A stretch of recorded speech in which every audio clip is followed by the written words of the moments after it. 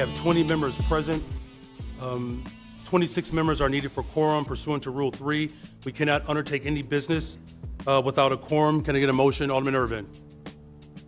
Thank you, Mr. Chairman. Despite more than half of the council not showing up to work today, I move we adjourn.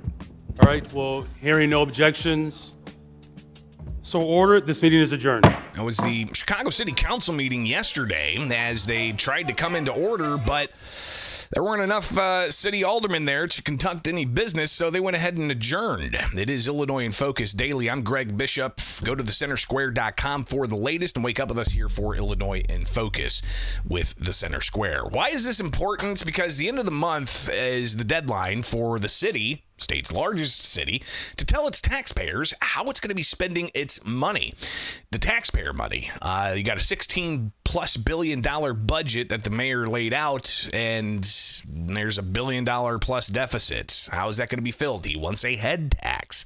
He wants a tax on employees for businesses over 500. That's a modification from what he originally had of taxing businesses per employee if they have more than 100 employees. A lot of pushback from that, including from Illinois Comptroller Susana Mendoza, who could be eyeing a bid for Chicago mayor, critical of the mayor's head tax and talking about the lost tax revenue from big businesses fleeing the city of Chicago and the state of Illinois. So the mayor's been pushing on this, talking about the, quote, progressive revenue, which really just means more tax increases, to fund city priorities like public safety, he says. And he's very adamant about youth jobs and the correlation, he says, is with public safety in that space. So here we are, less than 2 weeks now, and the city of Chicago still doesn't have a budget. They had several meetings and discussions about, proposals, but not really anything coming together as maybe the Chicago taxpayers would like to think.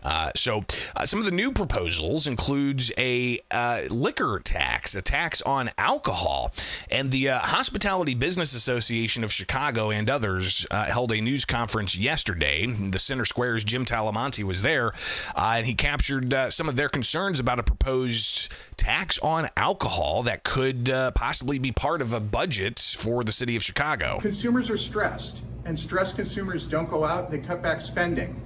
I can't imagine if you're a stressed consumer and all of a sudden you're hearing and learning that we could potentially be at 13.5% on your grocery card purchase of beer, wine, or spirits, that's going to make you want to go out and buy more. More generally, when the NETA RTA extra sales tax comes in, it's going to be 15% to go out to dinner downtown because we have the McCormick tax on top of that. That's going to be shocking to the casual visitor, but that was how the State House saw fit to go on that. So we are just throwing out revenue ideas that punish the small independents with that cumulative stack of sales taxes. Part of this budget hole was created, a small part, by the removal of the local grocery tax. What do you think about the council's decision to seemingly forego keeping that while targeting specifically off-premise consumption of alcohol? I would say that's above my pay grade because that was a political process issue on when they chose to let it get through the State House, where, as far as I know, the city of Chicago didn't even oppose it or ask for a longer phase out. So there was an old dear city council department head named Norma Reyes who always said, don't make your lack of planning my emergency. And that's a lot what this feels like. They knew that grocery tax was going away and there was no chance of passing it at city council. And now we're the life preserver for that lack of foresight. That's not fair to our small independents. And there's a lot of pushback on this idea from those small independents. Also there was Koval Distillery owner. This is a city that knows how to be joyous. And part of that is going out and celebrating and enjoying something to drink. And we're proud to make something locally with the farmers' grains of local Illinois. And what that means is this doesn't just affect my business, but like all manufacturing, every dollar that goes into manufacturing is about $2.50 into the local economy. But on the other side of it, it means that there are a lot of other businesses that are local that will also be affected by this. And I can tell you it will also affect local farms that are not going to be able to provide us with the grain that they're growing because we're going to have to cut back because this is going to affect our sales. And all of this is coming at a time in which our industry is really dealing with a lot of issues. And I know that it's affecting local manufacturers of distilled spirits in Chicago because a few of these businesses have already scaled back, left the city, or had to close. So clearly this is going to impact an industry in the city of Chicago if they increase the amount of tax on alcohol sales. And you heard the hospitality group there say that they feel like they're the life preserver for poor political decisions that legislators and city officials have made in the past year. Because of the grocery tax, for instance. I mean, that was a big, long debate, and the millions of dollars that ultimately means local municipalities that benefited from that 1% tax. Statewide, it's gone away, but they can implement it locally. Chicago, not doing that. So what are they going to do instead? This alcohol tax? The mayor was asked about this yesterday. Chicago Mayor Brandon Johnson, as of course you saw him during the end part of the city council sprint off of the podium.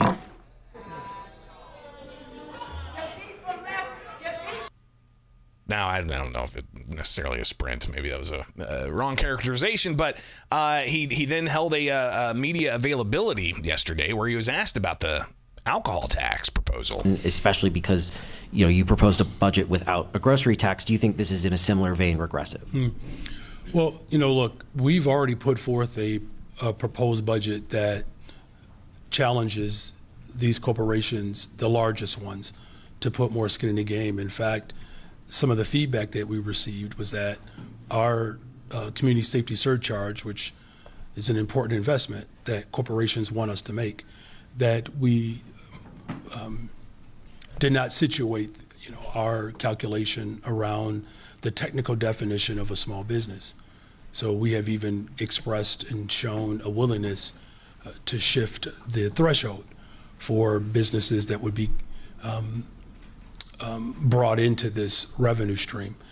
As far as the liquor lobby, I do understand their concern. I'll just put it point blank. As far as the intentions around it, you would have to get that understanding from those who are proposing it.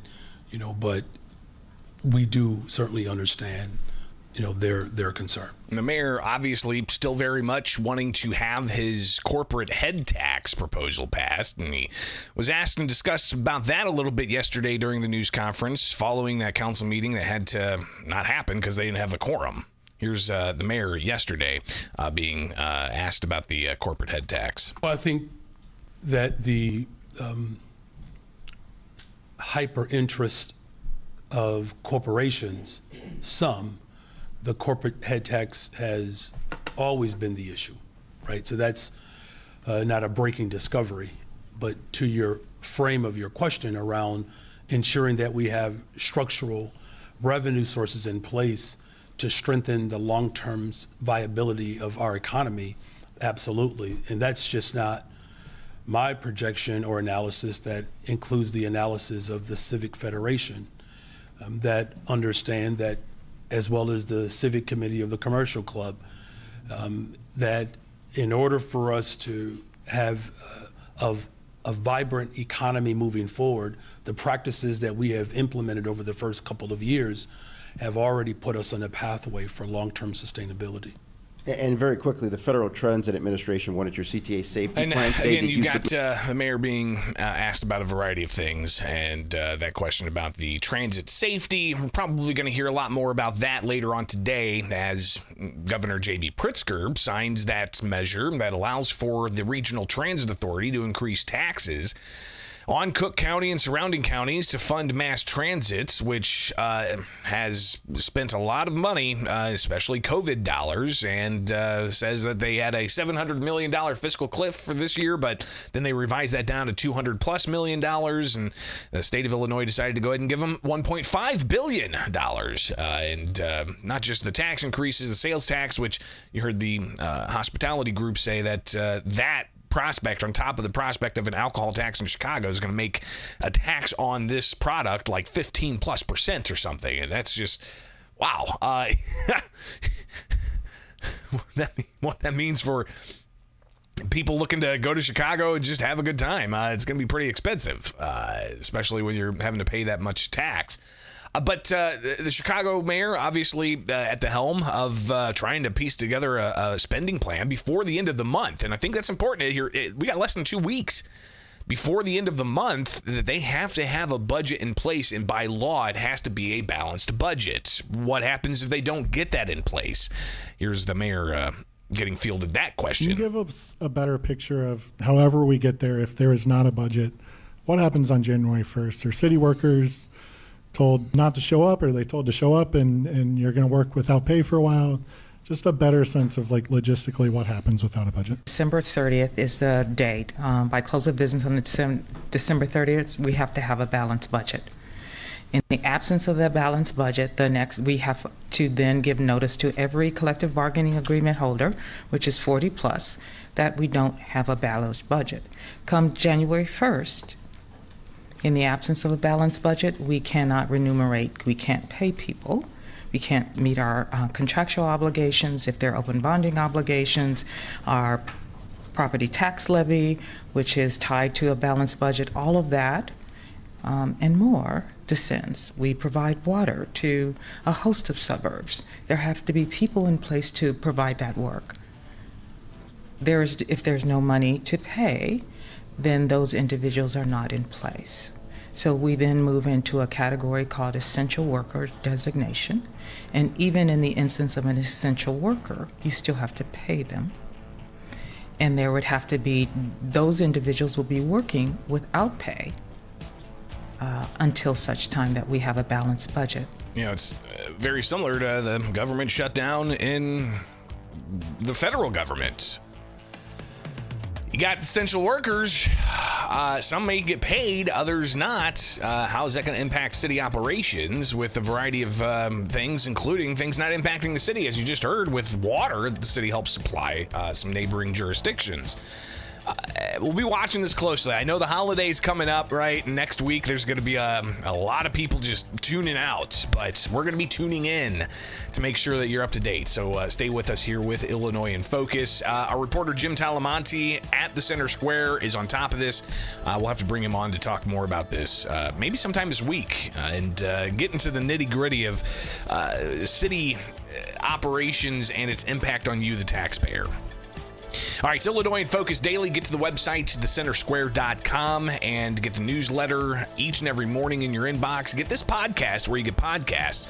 And, of course, wake up with us for Illinois in Focus Daily.